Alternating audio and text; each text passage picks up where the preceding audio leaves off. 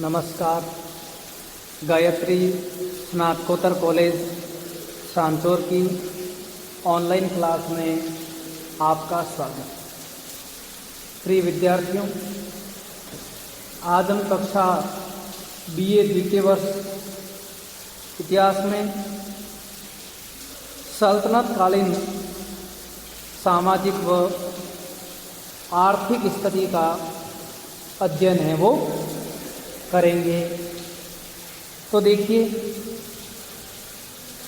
उत्तर भारत में तुर्की राज्य की स्थापना के साथ ही भारतीय समाज में मुसलमानों के रूप में एक ऐसा तत्व आ गया था जिससे हिंदू समाज कालांतर में आत्मसात न कर सका। धर्म, नीति, विधान, खान पान आदि अनेक दिशाओं में विजित और विजेताओं में इतना अंतर था कि मुगल सम्राट अकबर के शासन काल तक समन्वयकारी शक्तियां इस अंतर को मिटाने में बहुत कम सफल हो सकी थी। सल्तनतकालीन भारतीय समाज में मुस्लिम समाज में अनेक या दो भागों में विभाजित था। एक तो मुस्लिम समाज और दूसरा है वो हिंदू समाज। भारतीय समाज के मुस्लिम समाज में भी अनेक वर्ग थे, जैसे सुल्तान, उसका दरबार, अमीर, उलमा, गुलाम और सामान्य मुसलमान। इस तरह अलग अलग वर्ग के लोग भी हैं वो थे। अब हम सल्तनतकालीन सुल्तान व उसके दरबार की स्थिति का है वो अध्ययन करेंगे।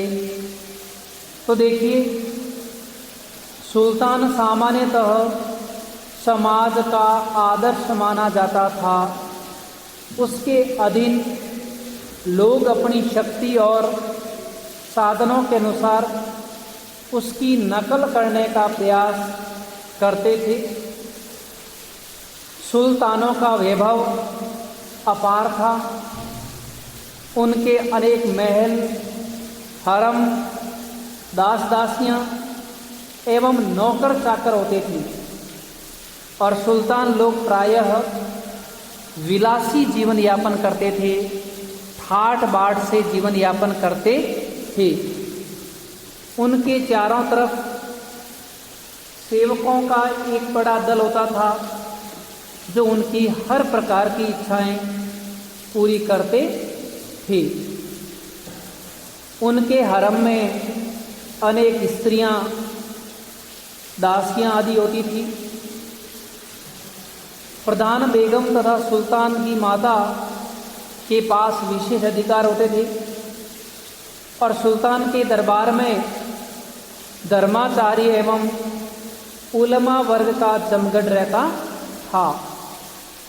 एवं मनोरंजन के लिए कवियों, गायकों, बांडों, विदूषकों आदि की कभी कमी नहीं रही थी। राज्य में सुल्तान के दरबारियों का बड़ा गौरवपूर्ण स्थान था। सामान्यतः ये दरबारी शिष्ट और सुसंस्कृत होते थे। उनका मुख्य काम सुल्तान का मन बहलाना था। उनमें से कुछ तो सदैव सुल्तान के साथ रहते थे। नदीम मुसाहिब को वाक्पटु, विनोदी, शालीन और संगीतज्ञ होना आवश्यक था। तो इस तरह से सुल्तान का ठाट बाट निराला था, शान शौकात में रहता था, तड़क भड़क पूर्ण जीवन भी यापन करता था। सल्तनतकालीन सुल्तान बलबन का दरबार अपने वैभव एवं अनुशासन के लिए प्रसिद्ध था। सुल्तान को खुदा बंदे आलम भी कहा जाता था। सुल्तान के नाम का खुतबा पढ़ा जाता था। उसके नाम के सिक्के डाले जाते थे। जो रत्न जड़ित ताज पहनता था तथा छत्र युक्त सिंहासन पर बैठता था। उसके महल के 3 फाटकों पर तुरई वाले बैठते थे। इसी तरह वे तुरई वाले नव आगंतुकों के आगमन की सूचना सुल्तान तक पहुंचाने का कार्य करते थे। दरबारे आम में सुल्तान प्रायः घुटने टेक कर बैठता था तथा उसके सामने पंक्तियों में वजीर व अन्य उच्च अधिकारी खड़े होते थे। सुल्तान के आसन ग्रहण करने के बाद अन्य कर्मचारी भी बिस्मिल्लाह के संवेद स्वर में ध्वनि भी करते थे। सुल्तान की विशेष पोशाक होती थी। सुल्तान के साथ काजी उल कुजात जैसे महत्वपूर्ण व्यक्ति होते थे। जुलूस के अवसर पर सुल्तान विभिन्न प्रकार के शान शौकात से जुलूस निकालते थे। तो इस तरह सुल्तान का ठाट बाट शान शौकात सल्तनत काल में विशेष था। सुल्तान जिस तरह से हिंदू धर्म में राजा शासक सम्राट होते थे, इसी तरह सुल्तान का भी अपना एक अलग से जीवन है वो होता था। अब हम बात करते हैं मुस्लिम समाज की। तो सल्तनत कालीन मुस्लिम समाज में अमीर उमरा, उलेमा, सरकारी कर्मचारी, गुलाम तथा सामान्य मुस्लिम वो सम्मिलित थे। उमरा या अमीरों के वर्ग को समाज में अत्यधिक महत्वपूर्ण एवं सम्मानजनक स्थान प्राप्त था, जिसे उमरा व अमीरों को समाज में महत्वपूर्ण स्थान प्राप्त था। अमीरों की कई श्रेणियां थी, जैसे खान, मलिक और अमीर। खान की उपाधि सर्वोच्च थी। कुछ लोगों को खाने आजम की उपाधि भी दी जाती थी। बलबन और मोहम्मद तुगलक को यह उपाधि मिली थी। खान के बाद दूसरी उपाधि मलिक की होती थी और उसके बाद अमीर की होती थी। अमीर शब्द का प्रयोग राज्य के सभी सैनिक तथा असैनिक पदाधिकारियों के लिए किया जाता था। तो इस तरह इनको समाज में एक विशेष स्थान था। अब देखिए, उलमा वर्ग में धर्माचार्य, सैयद, पीर होते थे और ये पदाधिकारी धर्मशास्त्री, न्याय संबंधी, धर्म संबंधी पदों पर नियुक्त होते थे। इस तरह इस प्रकार के लोग कुलह दारान भी कहलाते थे। तो इनका भी मुस्लिम दरबार व समाज में उच्च स्थान प्राप्त था। इसके अलावा उनके दरबार में अपने शौक़ को पूरा करने के लिए कई तरह की स्त्रियों को भी ये रखते थे। अब हम बात करते हैं हिंदू समाज के बारे में। तो सल्तनत कालीन भारत की जनसंख्या में हिंदुओं की जनसंख्या लगभग 95% थी। हिंदू समाज में कुलीन, सामंत, प्रशासनिक कर्मचारी और उनमें विशेष तौर से मुकदम, चौधरी, व्यापारी, कदवी, दुकानदार, किसान, मजदूर आदि बहुसंख्यक हिंदू लोग वो होते थे।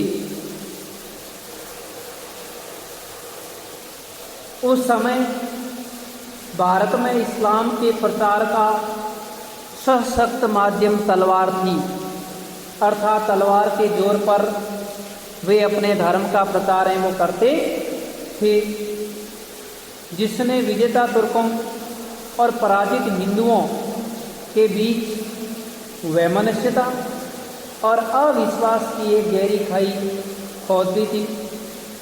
तुर्क विजेताओं ने सहस्रों हिंदुओं को तलवार के घाट उतार दिया, असंख्य हिंदू नारियों के साथ बलात्कार कर अपनी दासियां बनाई, सैकड़ों मंदिरों को जो पराजित प्रजा के सांस्कृतिक जीवन के केंद्र थे उन्हें भी तोड़ फोड़ कर नष्ट कर डाला।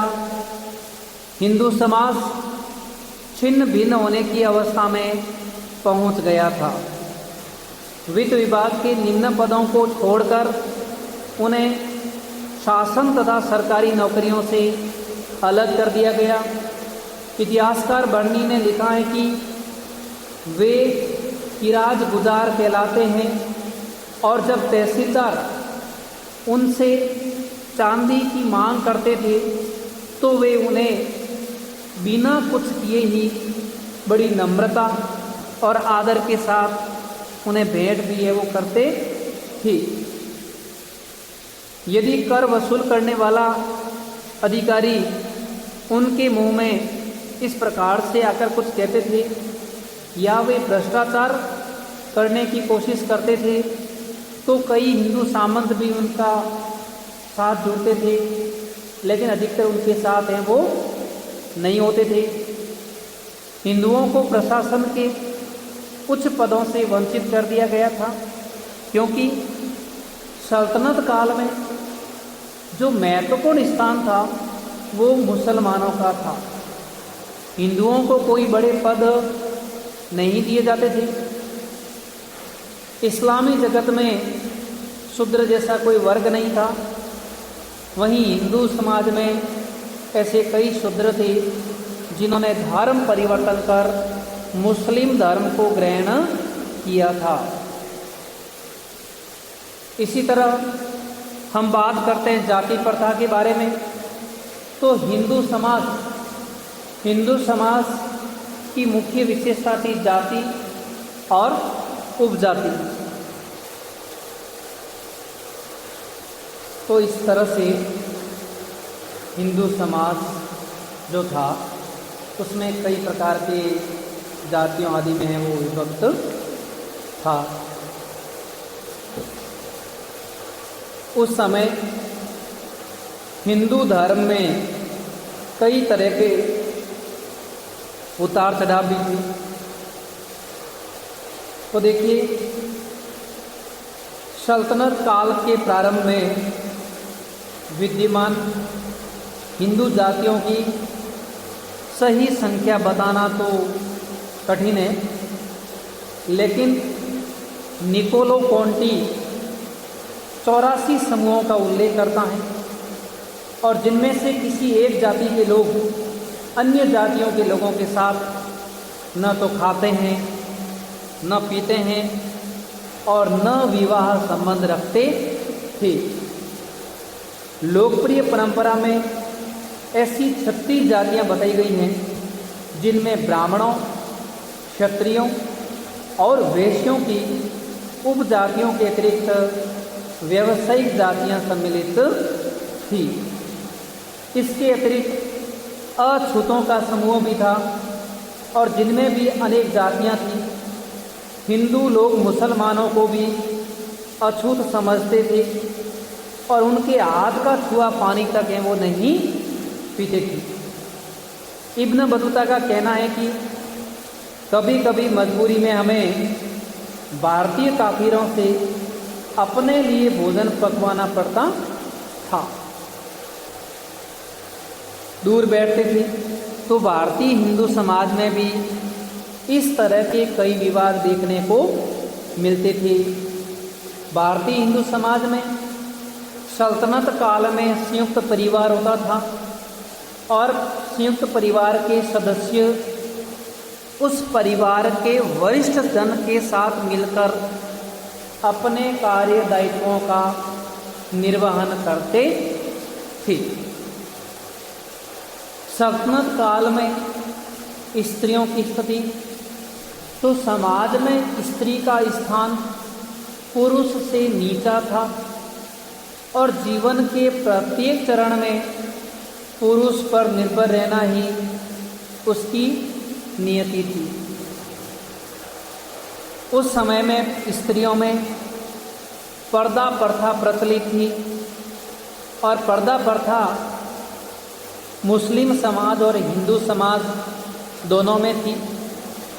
अपनी स्त्रियों को आक्रमणकारियों से सुरक्षित रखने के लिए पर्दे के भीतर रखने का रिवाज प्रचलित है वो हो गया था। उस समय बाल विवाह किए जाते थे ताकि पिता भाई परिवार के सदस्य अपनी जिम्मेदारियों से मुक्त हो सके और इसलिए उस समय बाल विवाह अत्यधिक मात्रा में होते थे। फिर है उस समय में वस्त्र आभूषणों का विशेष महत्व था। सल्तनत काल में देश देश की तथा वर्ग वर्ग की पोशाकें भिन्न भिन्न थी। अधिकारी वर्ग के अमीरों की पोशाकों में सिर पर धारण करने के लिए कुलाह थी, शरीर के लिए लंबा रेशमी कोट होता था और जिस पर जरी का काम किया हुआ होता था। घर पर पहनने के लिए कमीज, पगड़ी, मखमल या रेशम का लंबा कोट होता था। हिंदू समाज में कुलीन लोग भी इसी तरह की पोशाक पहनते थे। कुछ राजपूत सामंत कान में बाड़ी पहनते थे, तिलक लगाते थे, तो पूरा समाज इस तरह के वस्त्र आभूषणों से सजा होता था। सल्तनत काल में सती प्रथा विद्यमान थी। अगर किसी राजपूत स्त्री के पति की मृत्यु होने के बाद उसकी पत्नी को चिता पर जलाने का रिवाज भी उस समय प्रचलित था और उस समय सतीत्व वाली स्त्रियां दुश्मन के हाथों में पड़ने की बजाय जौहर का अनुष्ठान भी है वो करती थी। जौहर के प्रमाण भी मिलते थे। जौहर करने वाली स्त्री का समाज में उच्च स्थान है वो माना जाता था। धन्यवाद।